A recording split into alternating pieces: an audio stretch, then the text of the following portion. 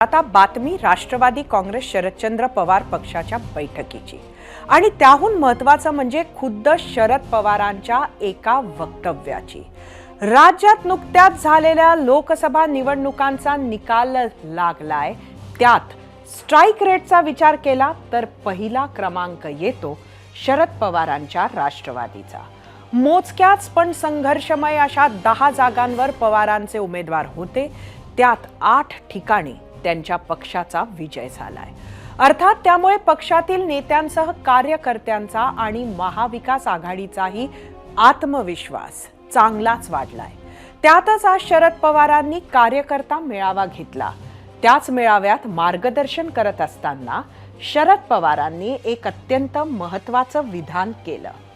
लोकसभेला आपल्याला जास्त जागा हव्या होत्या, मात्र महाविकास आघाडीमध्ये एकी राहावी यासाठी 2 पाऊल मागे घेतले, असं म्हणत शरद पवारांनी अनेकांना विचारात टाकलं।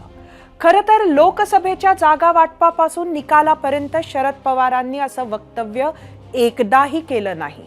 त्यामुळे त्यांनी साधलेल्या टायमिंगची चर्चा होणं गरजेचं आहे।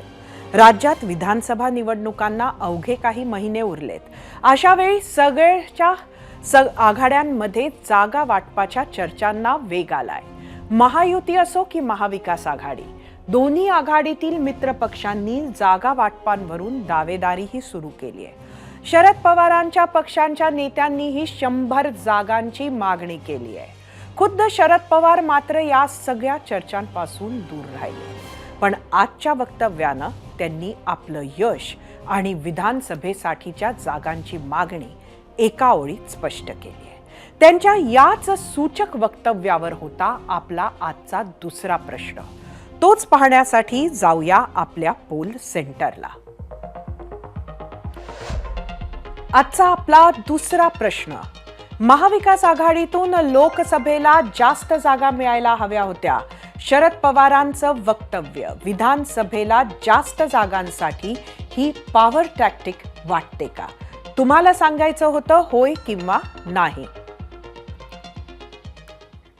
शरद पवारांनी जे कार्यकर्त्यांना सांगितलं तीच री आता कार्यकर्त्यांनी ओढण्यास सुरुवात केली आहे। शरद पवारांच्या या वक्तव्यानंतर आधीच विधानसभेच्या जागांवरून आघाडीमध्ये चढाओढ सुरू असताना राष्ट्रवादी काँग्रेस जास्तीत जास्त जागा पदरात पाडून घेण्यासाठी आक्रमक होऊ शकते।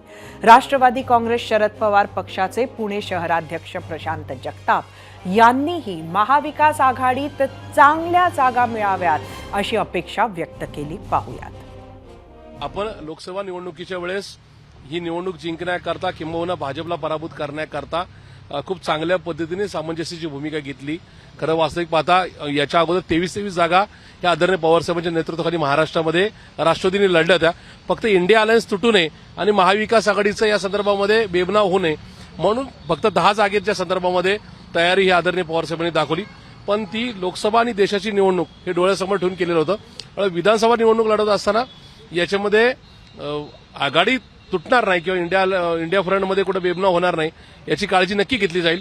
पण आम्ही लोकसभेला जे मोठं मन दाखवलं होतं त्या संदर्भामध्ये आता सगळ्यामध्ये विधानसभेला या संदर्भामध्ये कुठेही कमी जागा घेण्याची भूमिका राहणार नाही ही याच्यामध्ये स्पष्टता आहे।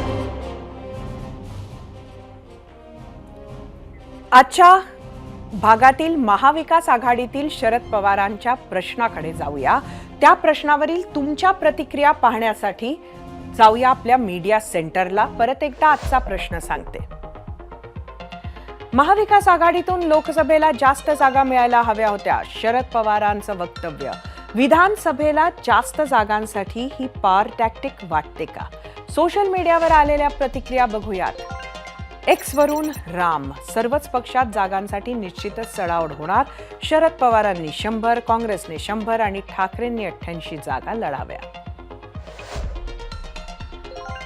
एक्स वरून विजय सातपुते, लोकसभेला मिळालेल्या यशानं हुरळून जाऊन विधानसभा जागा वाटप वाद घालत बसले तर मवियाचं नुकसान होईल। यूट्यूबवरून संतोष शेटे, लोकसभेत जागा वाटपात कमी जागा घेऊन विधानसभेत जास्त जागा लढवण्याची यशस्वी रणनीती शरद पवार नक्की वापरणार। फेसबुकवरून बालाजी घाडगे, मवियाला जास्तच जागा मिळाल्यात, मराठा समाजाच्या नाराजीचा फायदा चुकून झालाय.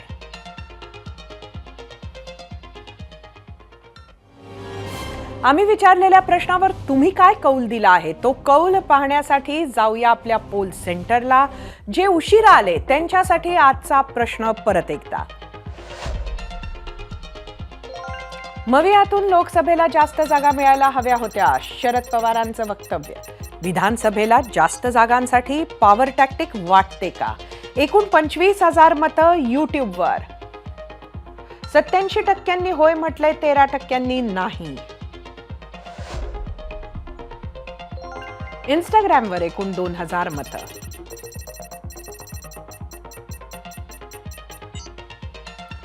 चौऱ्याऐंशी 84% होय म्हटलंय, 16% नाही.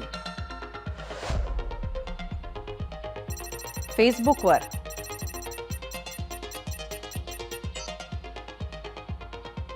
65% होय म्हटलंय, 35% नाही.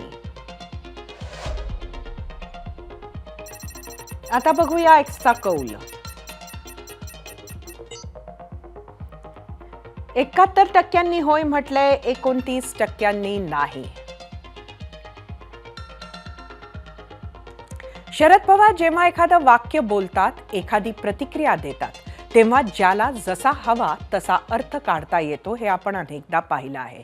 आणि अशा प्रत्येक अर्थांना डिनाय करण्याचा म्हणजे डिनायबिलिटीचा हक्क ते राखून ठेवतात, हे सुद्धा आपण पाहिलंय. लोकसभेत 13-14 जागा जिंकत महाविकास आघाडीत काँग्रेस मोठा भाऊ झाला. 9 जागा जिंकत उद्धव ठाकरे दुसऱ्या क्रमांकावर आले, तर 8 जागा जिंकत पवारांचा पक्ष तिसऱ्या क्रमांकावर आहे. आपण कितीही पवारांच्या स्ट्राईक रेटची तारीफ केली तरी जास्त जागा तर काँग्रेसकडे आहेत, ही वस्तुस्थिती आहे. आणि हीच आकडेवारी विधानसभेत जागा वाटपासाठी काँग्रेस वापरेल अशी चिन्ह आहेत. किंबहुना पवारांना या गोष्टीचा अंदाज आहे. त्यामुळेच लोकसभेला 2 पावलं मागे घेतली, पण विधानसभेला घेऊच असं नाही, हा इशारा पवारांनी कमी शब्दात उद्धव ठाकरे आणि काँग्रेसला दिला आहे.